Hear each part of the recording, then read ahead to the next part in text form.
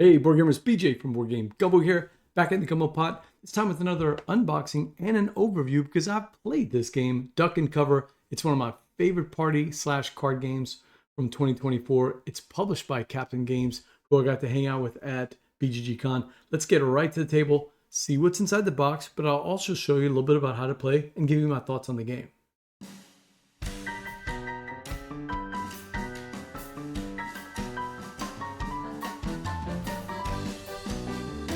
Spoiler alert, I love this game. Duck and Cover, yes, it's silly. It was one of my featured games. One of the games that before BGG.CON 2024, I was like, okay, I'll put this on my list. I knew it was coming out at Essen. I really want to play this game. And I was exactly right. I mean, within just the demonstration, I loved it right away. I bought a couple of copies, and I've actually bought more copies since then. Oh no, actually, this is a free copy that I got from Envoy because we did the Envoy. We're doing the Envoy Herald things at the as a splash at our friendly local game store. So I'll have it with me in my backpack. If you see me around at Anubis or at Sanctuary Games, make sure you stop and I'll show this game to you. So let's get right to it.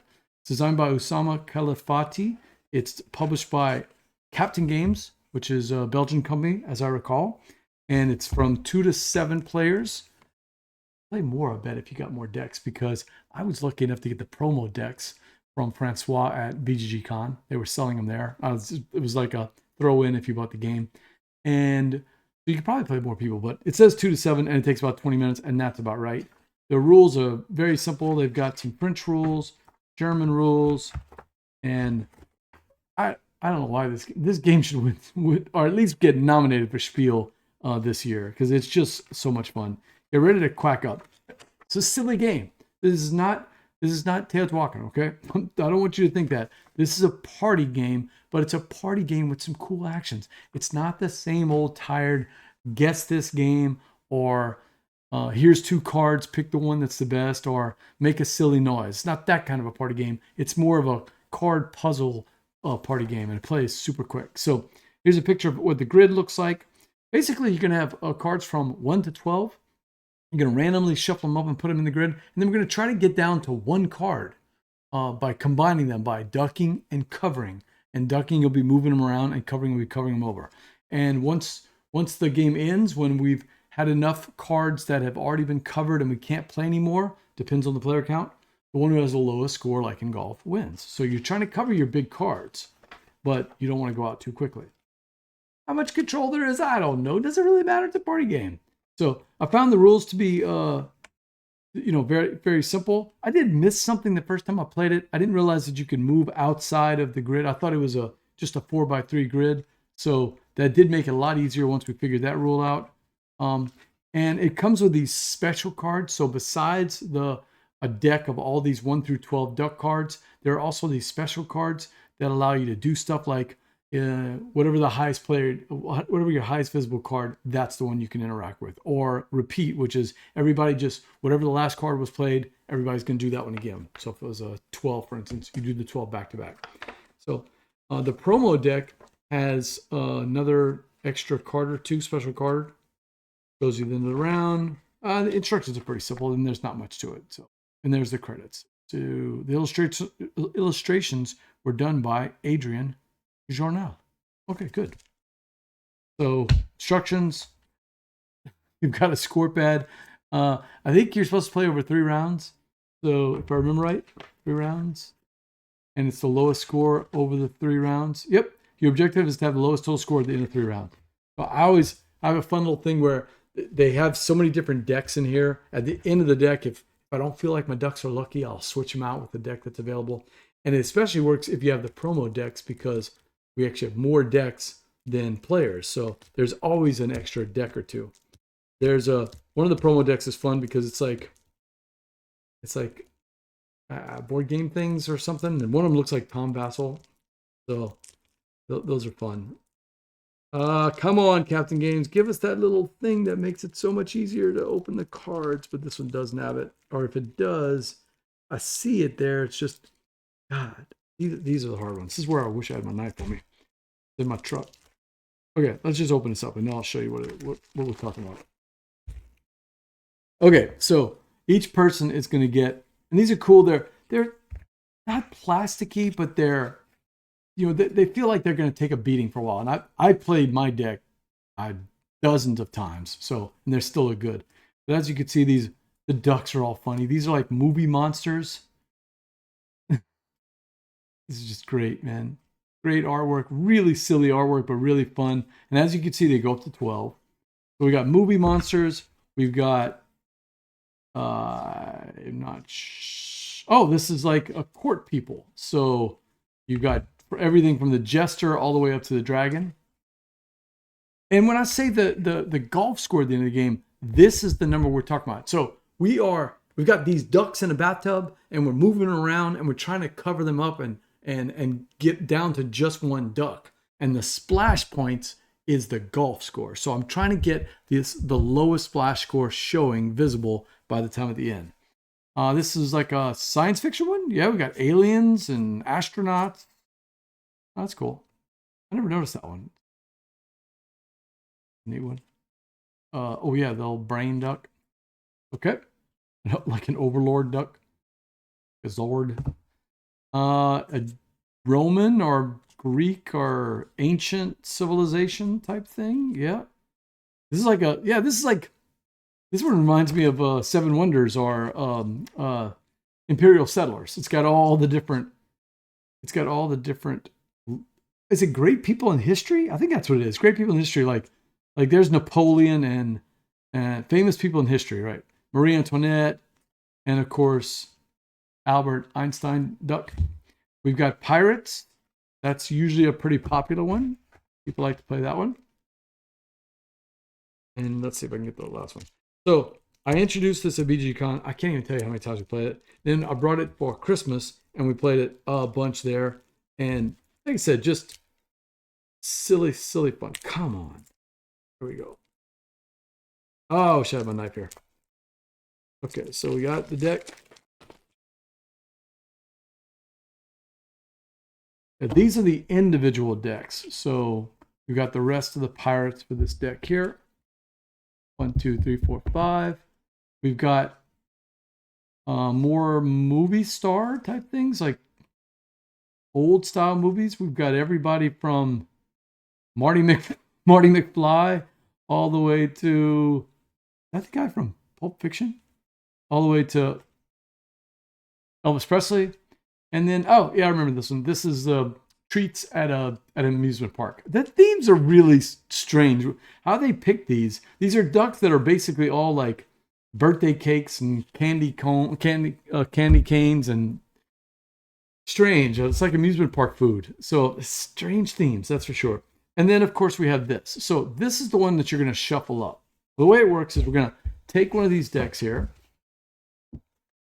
Let's say this is my deck. I would shuffle my deck up, and then I'm going to lay it out randomly, face up like this. I didn't do a very good job shuffling it, as you can see, but this is just for demonstration purposes. So maybe I can just self-randomize a little bit. Okay, so it's not very random. But then this deck is going to be shuffled, including these two special cards. All right?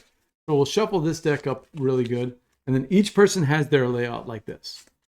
And then once we have the deck shuffled, the MC, the Master of Duck Ceremonies, the MDC, will lay out the cards. All right, so let's say they flip over the first one. And that's an 11. Okay, so everybody that has an 11 on their board has to interact with that 11. Obviously, it's first turn, so we all have that. This 11 right here is my Dracula one. I either have to duck or cover. Ducking would be moving them. I can move the card anywhere to an open space. So I don't have any open spaces here, but I could put it on the outside like that. And what I'm trying to do is to set it up where this 4 is going to get covered by something else that's lower. So 11's not a great one to come out. I got to move it, so I'll just move it to here. And that way the 0 can cover it if I need to. Or I can move it to here and start the 4 and then try to come back around. You know, there's a bunch of different ways to do it. I might move it here and try to cover it that way, but I'll do it to this one. Okay, and then we'll keep flipping. And everybody does that. And then we've got the 10. So now I've got to interact with a 10. I can duck, or cover. So again, I can move it to an open spot, wherever I want, or I can cover something. It's a 4, so I don't really like that either. I'll just move it closer to the 5. All right. And then we've got the next one, which is a 9. Well, we did a terrible job of shuffling this. So yeah, let's grab a different one as a 4. Okay. Try the 4. Okay. So the 4. Now the 4 is only a 2, right? So had we put a 4 there, we could have reduced our points from 6 splash points, the 4 and the 2, down to 2. We don't have that, but let's just to demonstration purposes, let's go to here. So now I've got an open space here. I've got the 2 covering the 2, so I've actually reduced it from 4 to 2, and I can sweep my 2s around to grab these 3s on the way to that 5. So we'll keep doing that. And what I want to show you is what happens when we get something. Let's do this. Okay, so let's say this card came out instead. Let's say the 4 came out next. And let's say that my card had been like this. Okay, let's say I had interacted with a 6, and the 6 covered the 4. Notice that when the 4 came out, and I don't have a 4 on my board. So I have to, and this is the rules, we have to say, quack. And we listen for the quacks. When everyone quacks at the table, that card is now taken out. Usually, I think we usually just turn it sideways or something like that. But it's designated that that's a dead card. And then depending on the player count, for instance, with when we're playing with, let's say we're playing with 3 or 4. Let's see, number of players. So if we're playing with 4 players, it's 7. If it's playing with 3 players, it's 8. If we ever get to that many dead cards, dead ducks, or ducks that have been covered by every single person on the table, which is signified by all of us going quack at the same time, and it's hilarious. First it's just like one quack here, one quack there, and then all of a sudden 2 or 3 people are quacking, and then all of a sudden the whole table is quacking, and it builds the tension too, because you only have we need 7 quacks, and we 7 ducks that have been quacked out, and we have 6. We know that at any time, the next card that comes out could be the one that ends the round. So that's basically the overview of the game. There are 2 special cards that I've shuffled up in here. That one just repeats. So whatever card was played before will be played again. And then this one is the highest number. Whatever is your biggest number on the board, you'll have to interact with. So those come out randomly also. And that's basically how you play duck and cover. You're just trying to manipulate your cards on the grid into being next to each other, so that way you can cover them. And eventually, hopefully, the round will end when somebody gets down to just 1 duck remaining. Hopefully it's at 0 or 1. Or we quack out with whatever the number of quacks are in the duck and cover. And that's basically how to play the game. So what do I think about duck and cover? It's fantastic. I told you at the start of the video. I love this game. It's a great little party game. It fits almost in the palm of your hand. So, instead of playing Uno or something like that, I'd rather play a game like this. This is a great little party game. We pulled it out of the convention. Every time we had a little break between another show that's about to start, or we're waiting for somebody to come for a bigger game, we pulled out duck and cover. It takes 15 or 20 minutes, especially if you know the rules. Anybody can just pile in. So, you can get up to 7 or 8 players, especially with the expansion decks.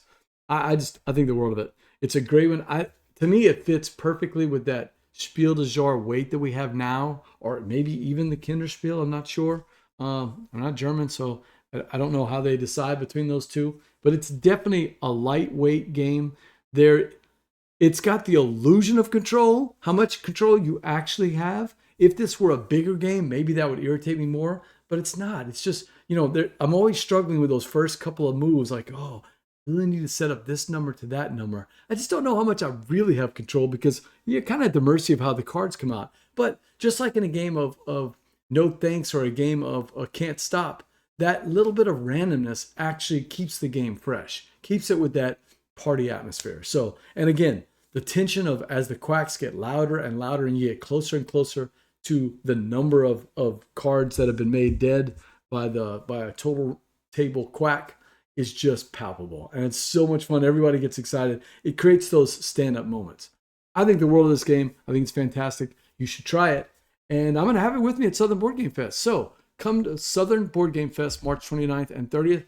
It's going to be in my backpack. We may even have it in the Hot Games area or Gateway area. So I'm happy to teach it if you need to teach it. As you can see, it's pretty simple. Get your tickets at southerngamefest.com. It's March 29th and 30th in beautiful downtown Lafayette. Sobo is going to be a blast. We're almost sold out, so make sure you get your tickets, your badges as soon as possible. We'll have some free giveaways, some play-to-wins. We'll also have some guided playthroughs, and we'll have some drawings. It's all to support our friends at New Hope Foundation, a great foundation here in Lafayette. So looking forward to it. But again, Duck and Cover from Captain Games. This I own a copy. Actually, I've owned a couple of copies, but this particular one was a free copy through the Envoy program with Captain Games. And so look for us at our friendly local game stores, Heralds all over the country. In the month of February and March, we'll be playing Duck and Cover. So make sure you get that checked out. Till next time, or until Sobo, laissez, bon temps, rouler.